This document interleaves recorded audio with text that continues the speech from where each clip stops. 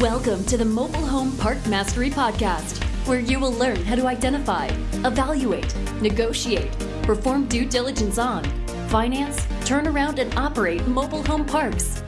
And now, here is your host, the fifth largest mobile home park owner in the United States, Frank Rolfe. I am not a very good chess player. I in no way could give anyone who understands the chess game a run for their money. But I do respect the game, and I think there's a lot of things about the game of chess that is easy to overlay onto the successful ownership of a mobile home park. This is Frank Rolfe with Mobile Home Park Mastery Podcast. We're going to talk about playing your park's chessboard, all those individual little lots that you get when you buy the park, making the most out of the arrangement of mobile homes on those lots. Some tips and things you need to think about as you're trying to maximize your park's value. So let's start off with what the king is on the chessboard of a mobile home park. And the king is the 3-bedroom mobile home. Nothing makes the phone ring more than when you have a 3-bedroom mobile home for sale. It's always been that way. It was that way when I got in the business in the 90s. It's always been the same old story. 3 bedrooms go out the door many, many times faster than 2 bedrooms, which are many, many, many times faster than 1 bedrooms. So as a result, you have to treat every lot in your mobile home park that will hold a 3-bedroom mobile home with a very high level of respect. You've got to really embrace and cherish those 3-bedroom lots.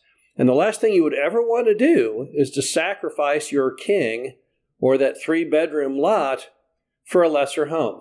Because the 3-bedroom lots in most mobile home parks are somewhat limited. We've owned a lot of parks where there's one street that will hold 3 bedrooms, which are typically as much as 76 feet long, and then the other streets won't. They'll hold sometimes 2-bedroom, 2-bath on the next street, then 2-bedroom, 1-bath, and in some parks it falls all the way down to 1-1s and even down to RVs. So when you buy your mobile home park, the first thing you want to do with all of your vacant lots is measure them. Measure them accurately.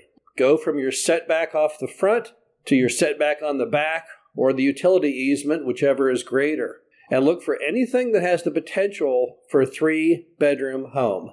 And it doesn't have to be a 3-bedroom, 2-bath. It could also be a 3-bedroom, 1-bath. It doesn't have to be 76 feet long. You can get 3-bedroom, 1-baths all the way down into the 60-foot range. So those lots, any lot that will hold a 3-bedroom, 1-bath home, those you have to set aside. And you say, these are my most valuable pieces that I have in this mobile home park. And then you rank all the others in the same manner. Take all your other vacant lots, measure those vacant lots, and see where they fall. Now we have the beginnings of a handle on the priority scale of the pieces. The king, the 3-bedroom lots, the queen, the 2-bedroom lots, and really the pawn being the 1-bedroom lots, which we'll get to in a moment.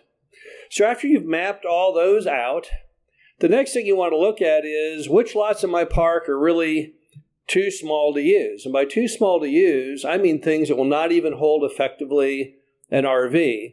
Or if your city will not allow you to have an RV, it would be any lot that will not even hold a 1-1. And a 1-bedroom, 1-bath is typically 14 by 36 feet. And yes, there are some lots in many mobile home parks that are so tiny, particularly parks built back in the early 50s and the early 60s, that they will not handle even a 1-bedroom, 1-bath mobile home. It can also be due based on the width that they won't handle that. And then look at those and say, okay, what are my options on these little tiny lots? Now, in some cases, you'll say, well, these lots are too small for a mobile home, but they will hold an RV.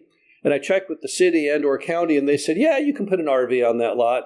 So that's my plan. So that's one option. Or you may say, well, that lot could hold an RV, but I can't put an RV in this park because of my permits. So you gather up all those little lots, and then you say, what's my best use of these little lots? In many cases, your best use of those little lots may be such things as overflow parking, if your parking is somewhat tight, or an amenity area, a green space. Number one amenity for mobile home parks today is outdoor grills, good old charcoal grills, and outdoor seating, typically picnic tables. Just the arrival of those will cause mass happiness from your residents who really enjoy gathering, sitting together with friends and family, and cooking hot dogs or hamburgers out on the open flame. So that's another perfectly good use for those small lots.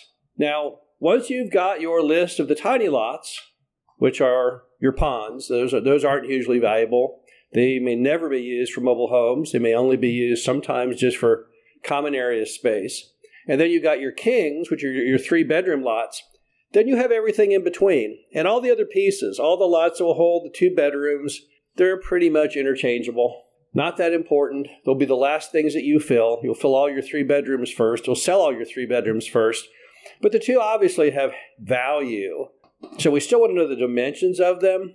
But more than likely, if your park cannot handle new homes, you'll be filling those 2 bedrooms probably using used homes. That's normally the safest and easiest way to go. Not easy because you still have to remodel them, but easy as far as being able to get them out the door. A used home today costs roughly half of what a new home does. And while you have people who will stretch mightily to get that 3-bedroom 1 or that 3-bedroom 2-bath, people are not as willing to stretch to get a 2-bedroom. You'll have much greater competition from apartments. So those other lots, which you inventory, those will probably be used, that inventory will, as you watch over used home inventory. Things that come up on repo lists or from home wholesalers or even things you find on Craigslist, etc. And as you look at used homes, you'll be able to match them to which lot they should go on. And in that way, you'll be filling up those 3-bedroom lots almost immediately. The 2 bedrooms over time, simply based on the luck of the draw of what comes your way. Now also on your chessboard, you have the already established common area, which in most mobile home parks, or at least many, involves some type of existing playground area and or even an office. Now, some of the offices in some of our parks can be quite elaborate, like a Pizza Hut franchise made out of brick. Others typically can be a frame house, which at one time Mom and Pop grew up in and later made into the office. But they sometimes are also just a mobile home. And if you want to maximize the value of those pieces on your chessboard, when you get your park completely full and nearing the end of the movie, you should look into converting those into some other income-producing form of housing, depending on how your park is organized. So, for example, if you had a 50-space mobile home park and you had a mom-and-pop frame structure, formerly their house, now the office, it would make a lot more sense than using that as a manager's dwelling or office to go ahead and rent that thing out. We've had mobile home parks in the past where at the very end of the movie, we take the manager's office, which often is a mobile home itself, and then sell it off and get it occupied and clock in that lot rent. You can sometimes actually convert even some of these old structures inside mobile home parks, washing rooms for a minute, for example, washer and dryer places. You can often get those converted into apartment units. Now, you'll need the blessing of the city to do that. You'll need them to give you the thumbs up, it's okay.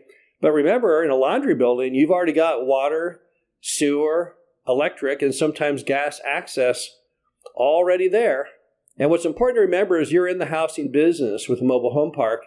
So all those ads, everything correlates right back to the idea of looking for customers.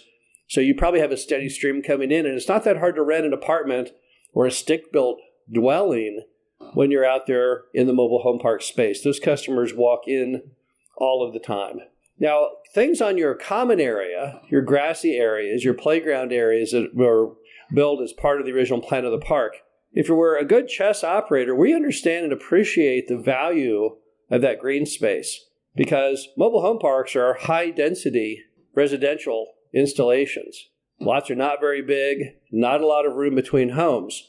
So having a green space to kick a soccer ball or run around and play tag is an important feature to many of your residents. And even those without kids appreciate the serenity of sitting outdoors kind of by themselves. Take those green spaces and let's do productive things with them.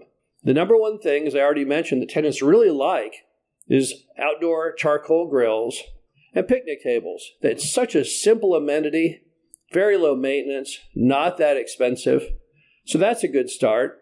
But if you have lots of children in your park and you have the budget to pay for it, You could also add on a small but functional playground for them. And then also based on your space and your budget, you could build a pavilion that allows people eating those hot dogs and hamburgers or chicken breast or whatever they want to cook off the charcoal grill, the ability to sit on that picnic table in the shade during the summer and indoors when it rains. So it gives much more longevity to that whole outdoor experience. Some mobile home parks we've had come with actually fairly large fields. Sometimes those fields are a hallmark of 70 years ago when mom and pop had a mobile home dealership at the front. And that's the leftover space from that. There were never any mobile homes put on the land, and they won't let you do it today. So what are we going to do with that? Well, we've in some cases put in soccer goals at either end of them, made them into soccer fields. We even went to a city once and had that city agree to take over our large green space and put in a city park, one that they paid for in full. It was a perfect win-win opportunity for everyone. The park got a much better green space, playground amenity, and the city got something for others in the neighborhood to share. Also, don't forget that what you do with every inch of that property should have a purpose. In every mobile home park, every square inch has to tie to something of value. It does not have to be income producing, but yet most things are income producing based on the fact that the residents feel they're getting value for their dollar. And it's the hallmark of a bad owner who doesn't look at that mobile home park as a giant chessboard and doesn't say, well, gee, the way I position my pieces could ultimately lead to success or failure. This is Frank Rolfe, Mobile Home Park Mastery Podcast. Hope you enjoyed this. Talk to you again soon. Thank you for listening to the Mobile Home Park Mastery Podcast. Be sure to visit us at mhpmastery.com to subscribe to the show, read our show transcriptions, and access all of our great information on mobile home park investing.